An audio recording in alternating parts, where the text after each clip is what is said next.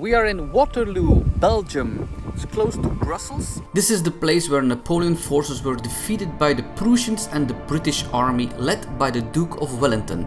It is the 18th of June, 1815. In a critical blunder, Napoleon waited until midday to give the command to attack in order to let the waterlogged ground dry after the previous night's rainstorm. The delay gave Blücher's remaining Prussian troops, who by some accounts numbered more than 30,000, time to march to Waterloo and join the battle against the French later that day. An estimated 10,800 men, most of them French soldiers, died in the Battle of Waterloo. Ultimately, the Battle of Waterloo marked the end of Napoleon's storied military career. He reportedly rode away from the battle in tears. We are going to go up where the line is. We're going to visit the museum. We're going to eat. We're going to do everything. Let's go.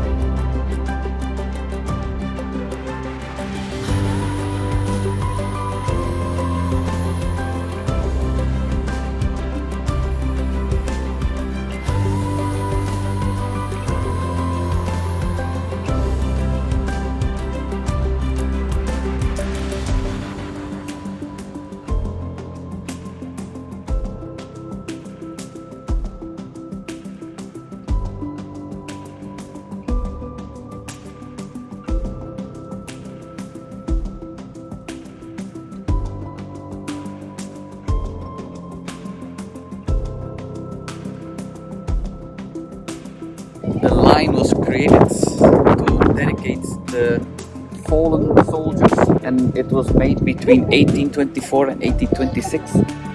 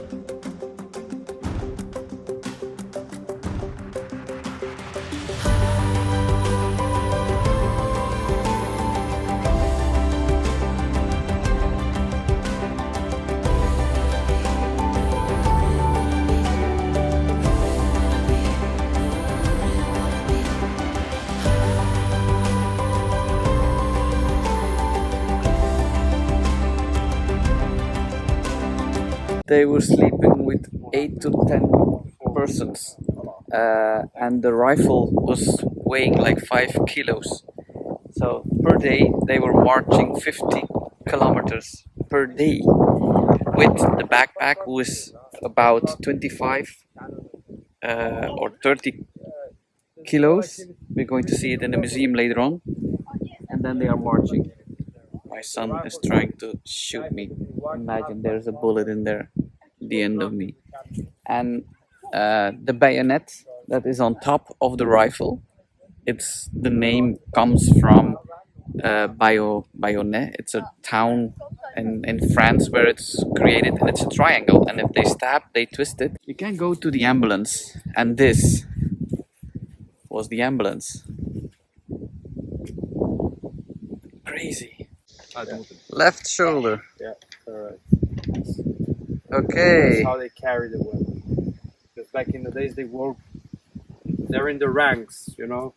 So like it's your biceps carrying, but because if not the rifle is going down. The second rank is the first. Because that's, you know, it's like you said, there's not much room to maneuver, so need to be really tight. If they tell you to charge, then sometimes with your shoulder you just push the rifle. and then put the bayonets. Oh. 50 kilometers with this rifle and... And the backpack, Yeah. which you would see in the museum, was 25 kilos as well. Whoa. Tough condition. Tough condition.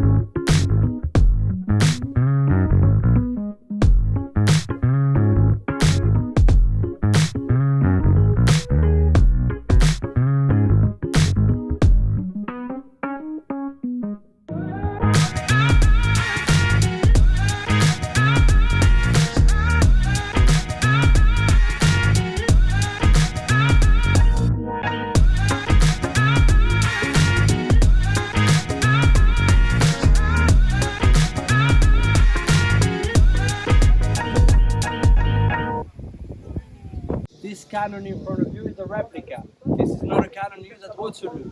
It's a replica of the smallest cannon used by the French army. This is a 4-pound unit of measure that throws cannonballs that weigh 4 pounds, 2 kilos. Those cannonballs are on display in the museum. The biggest French cannon throw cannonball that weighs 6 kilos. Those cannonballs do not explode. They rebound on the floor, get the legs, chest, arms of soldiers. The range of the 4-pounder is 700 meters, but once the cannonball touches the ground, it can rebound for 400 meters still, if there's not enough wind and the soil needs to be hard enough. Oh my god. Okay, that's only 100 grams. Imagine 700 grams. And now imagine 400 cannons shooting all day. You see nothing on the battlefield. The war fog, look at that. It's 100. You know, like, that's why you need colorful uniforms. The more you see, taller you look, flashy you look, the better it is. Pour un chargement de sang, chargez, ouvrez net, prenez houche, déchirez houche, amorcez, fermez net. Arme gauche, versez non. Sortir, guette.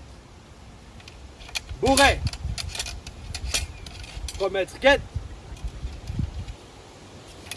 portée, arme. Apprêté, en joue, feu. Oh my god.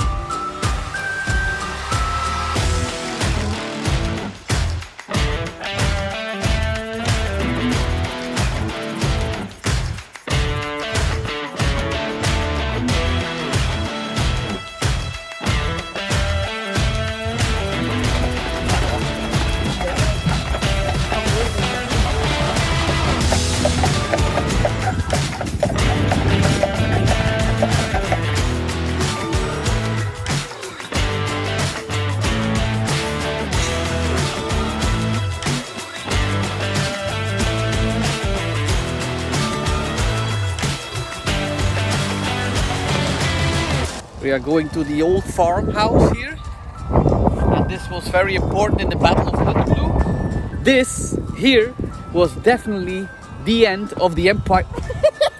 Almost the end of you again. The end of my hair Buddha travel.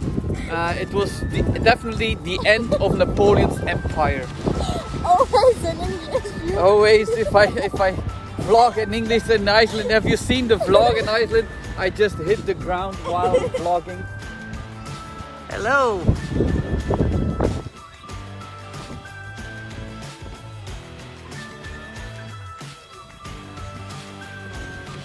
We just had a tour and explained what the meaning of this farm was, so I had a little correction.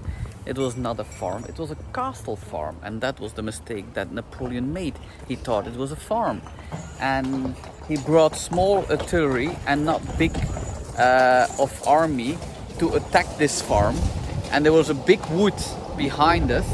They were battling into the woods, and then they stumbled across this farm, they believed, but it was not the Frenchmen that were here in the farm, castle farm. It was the Englishmen that were here in the castle farm, and they could not attack the castle farm. They were all killed, 6,000 dead in front of the walls, and they had small munition, so they could not breach the walls. So that was the big mistake that Napoleon made, because his brother was named for a general. It was not a general, but in that time it was a favor that he did, and he took a big mistake by taking this so-called, they thought, farm, and it was a castle farm. So this was the biggest mistake of Napoleon. So when we were driving through the line of Waterloo, we crossed that bridge, and then my wife saw this amazing street art. We are always crazy about street art, but it's like a big fairy tale. It's so beautiful, and it's from goose art we see there. On our way back, we decided to stop and just take a visit here, because why would you stop here? But it's on the canal of Brussels Charleroi, I think, and you can drive a little street. There's a parking place, and you have to see this. This is, look at that, so beautiful.